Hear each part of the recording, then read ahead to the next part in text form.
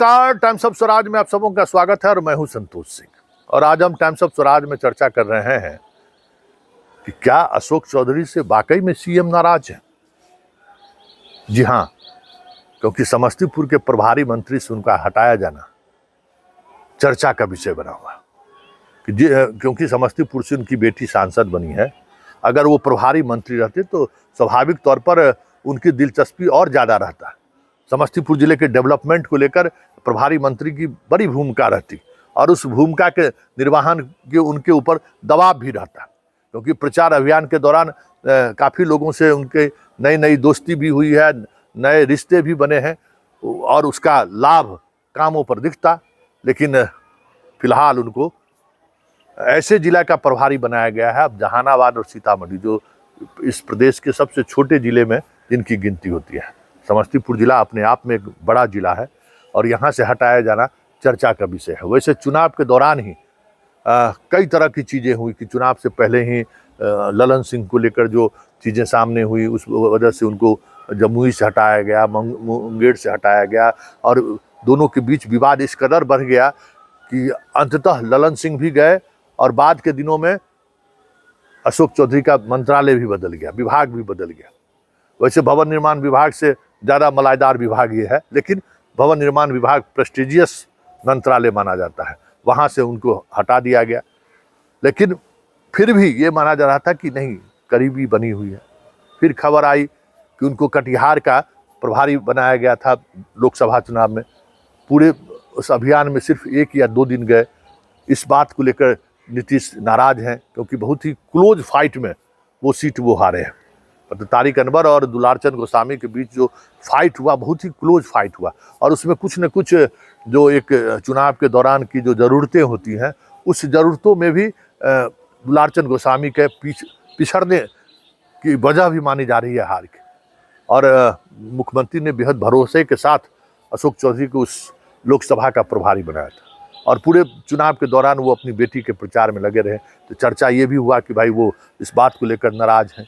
दिल्ली अभी जब सरकार के गठन की हो रही थी तो भले अशोक चौधरी अपनी प्रमुखता दिखाने की कोशिश कर रहे थे, लेकिन चर्चा ये रही कि वो जो नीतीश कुमार के अंदर का जो एक सर्किल है, उस सर्किल से अशोक चौधरी को दूर रखा गया है। खैर, ये चर्चाएं हैं, लेकिन प्रभारी मंत्री बनाने के दौरान जिन चीज़ों का या जिन बातों का ख्याल मुख्यमंत्री सचिवालय के द्वारा रखा गया है और जो चीज़ें सामने आई हैं, उससे बहुत कुछ स्पष्ट होता हुआ दिख रहा है। महेश्वर हजारी पर कार्रवाई नहीं करना, अशोक चौधरी को प्रभारी मंत्री से हटा देना समस्तीपुर जिले का, ये सारे संकेत ऐसे हैं जिन संकेतों के सहारे ये अब समझा जा सकता है कि कुछ न कुछ चीज़ें चल रही हैं।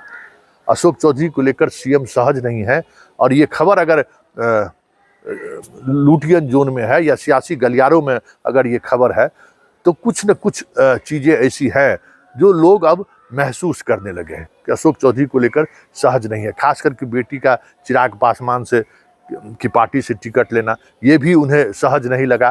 फिर प्रभारी बनाया गया, स्वाभाविक तौर पर सबसे मलाईदार मंत्रालय के मंत्री थे और समझ सकते हैं कि चुनाव के दौरान कुछ ज़रूरतें ऐसी होती हैं जिन ज़रूरतों पर मंत्री से नीतीश कुमार उम्मीद करते हैं कि खरे उतरे, लेकिन उन ज़रूरतों पर पूरी तौर पर अशोक चौधरी खरे नहीं उतरे। मतलब पूरा नेग्लेक्टेड रह गया कटिहार और वहाँ पार्टी हार गई है।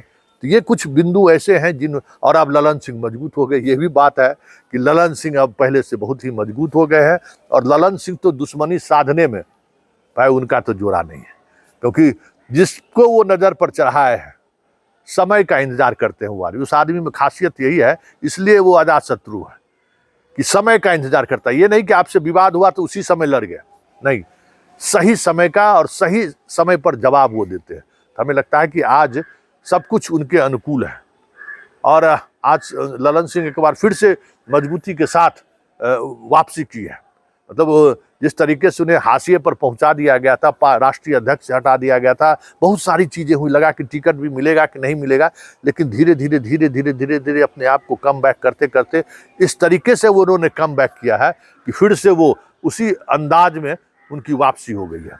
और ललन सिंह की वापसी का मतलब है कि अशोक चौधरी का जो एक ऑरा था, मतलब जो छवि बनी थी कि भाई नीतीश कुमार के किचन कैबिनेट की सदस्य हैं, कहीं न कहीं हमें लगता है कि अब दूरी बनता हुआ आने वाले समय में दिखे तो कोई बड़ी बात नहीं होगी। और वैसे भी नीतीश कुमार उनके घर पहले लगातार अक्सर जाया करते थे। अब ये भी खबर आ रही है कि अब उनके घर जाने से वो परहेज करते हैं। मिलने और मुलाकात का जो सिलसिला रहता था उसमें भी कहीं न कहीं कमी आई है। वैसे नीतीश कुमार हैं, हर समय हर पल उपयोगिता के अनुसार व्यक्ति की महत्ता और कम करना उनकी नियति रही है, उनका राजनीतिक शैली रहा है। इसलिए अशोक चौधरी को लेकर जो खबरें आ रही हैं उस खबर में दम कितना है कहना मुश्किल है, लेकिन इतना तय है कि अशोक चौधरी को लेकर सीएम के अंदर अब पहली वाली बात नहीं है और ये अब साफ तौर पर दिखने भी लगा है।